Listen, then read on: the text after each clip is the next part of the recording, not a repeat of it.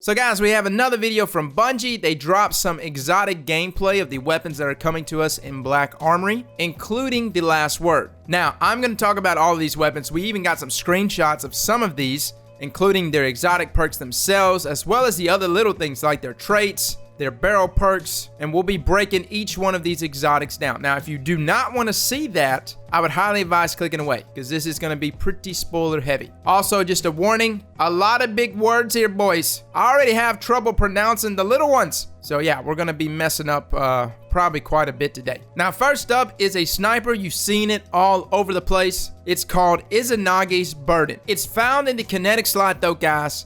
It's a 90 round per minute sniper, 70 impact archetype. If you look at something like Borealis and Whisper, those are the 90 impact archetypes at 72 rounds per minute, whereas something like Darcy is 140 rounds per minute at 55 impact. So this is like the mid tier, right? It comes with Perk's Honed Edge. This is its intrinsic exotic perk.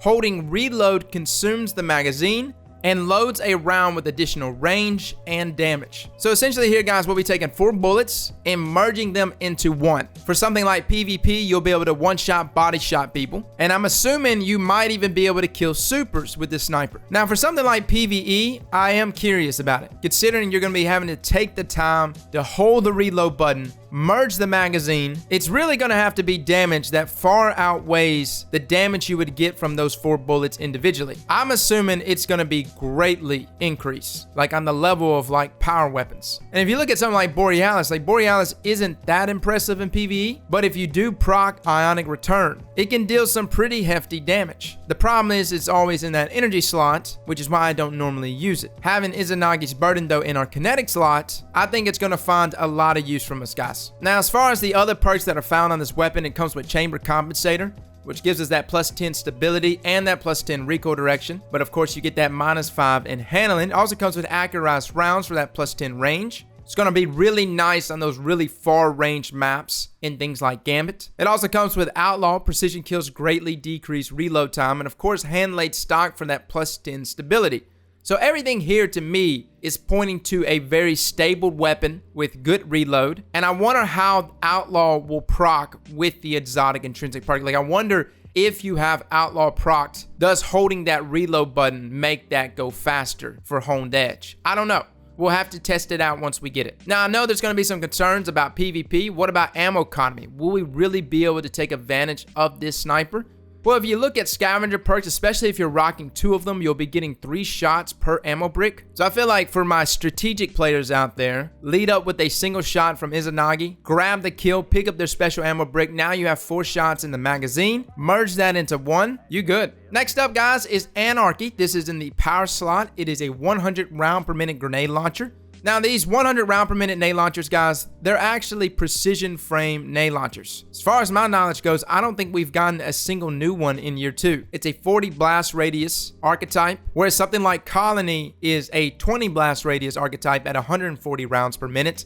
And Prospector is actually even greater than that at 165 rounds per minute, 10 blast radius. So needless to say, it's got a lot more blast radius involved, which makes me think this exotic perk should work pretty well with it if it procs based on that blast radius. Arc Traps, which is the intrinsic perk here, grenades stick to surfaces and then will chain arc bolts to other mines. Now, as you see from the gameplay here, guys, it's wrecking everything at this control point. Now, some questions that came up for me is like, okay, how far apart can these mines or these grenades be in order to chain that arc bolt damage? We talking 10 meters here, 15 meters here. There's a lot of potency here though with this nade launcher for both PvE and for PvP. Now, from the gameplay we see here, it doesn't seem like the nades themselves are just chaining lightning once. Like with every shot that he puts into the ground, it seems to refresh that arc trap intrinsic perk. I honestly think there's probably a duration there in which everything inside of that square or inside of that triangle will just be constantly chaining lightning. We don't really have a grenade launcher that's like a DPS machine in PvE.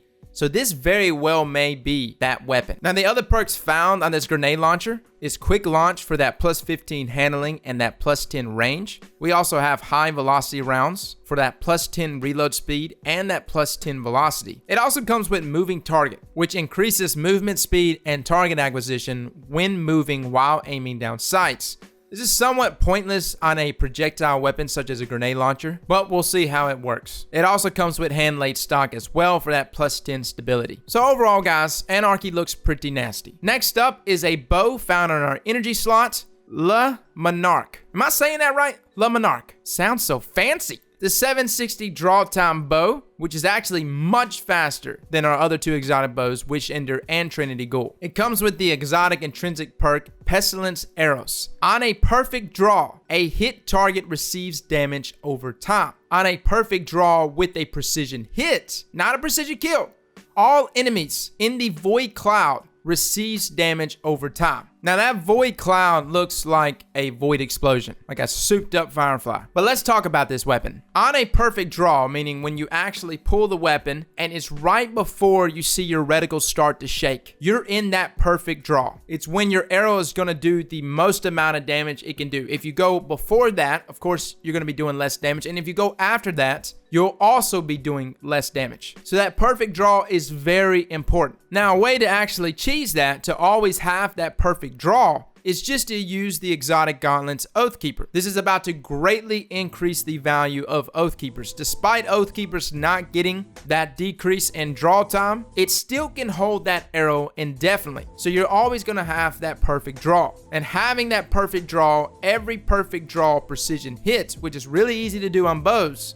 will create that void cloud, thus resulting in all of your enemies within that cloud to receive damage over time. Very similar to something like Thorn, but is it going to be on that level of potency? I don't know. Again, we're going to have to actually test this one out. If you think of a 760 draw time bow, I would say its damage is probably going to be somewhere around 150. So depending on our dot damage, I don't think it's going to one-hit kill. But damage over time doesn't have to necessarily one-hit kill in order for it to be nasty. The main thing that's the selling point for it, especially in PvP, is that it takes that opponent out of the gunfight for a very long time, because recovery cannot start as you're taking damage over time. So they actually have to wait for those ticks of damage to stop in order for them to be able to get recovery and re-enter that gunfight. I know a lot of you don't like damage over time weapons, but this is Bungie's way of getting us ready for when Thorn comes back. It also comes with Natural String, which gives us +5 accuracy, +5 stability, and +5 handling.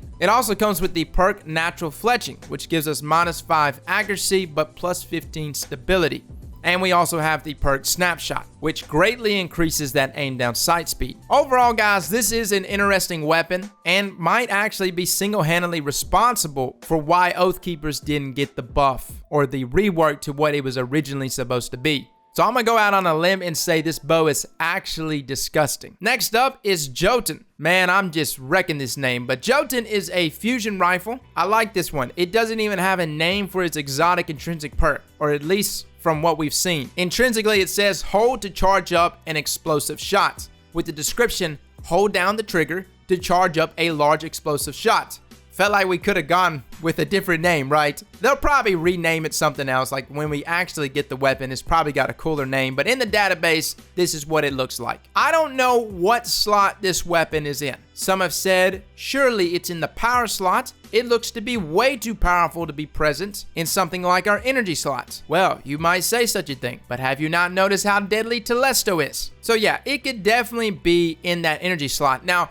hold to charge up an explosive shot. The question we have to ask ourselves is, how long do we have to hold? What does that up our charge time to? If it's something crazy like, 1,000 or plus, then even if it is in our energy slot, it's not gonna be just like some weapon that we're gonna dominate everyone with. I mean, if you're sitting there having to charge up something for eternity to get that one explosive shot, which does look to kind of move slow, despite this clip, of course, being slowed down to begin with, I don't think it's going to be broken, even if it is in our energy slot. For PvE, though, if it is in our power slot, it's going to have to be just dumb deadly. Considering we have 1,000 voices for it to compete against, it's going to have to bring something to the table that 1,000 voices can't. Now, last but definitely not least, the weapon that many people all over the world have been asking about. Last Word. Is it coming back? Yes, it is. Last Word is actually going to be dropping on January 29th with the exotic quest called The Draw. Now, I won't lie to you guys, it sucks that we're going to have to wait 2 months to finally play with this thing. But we've waited well over a year.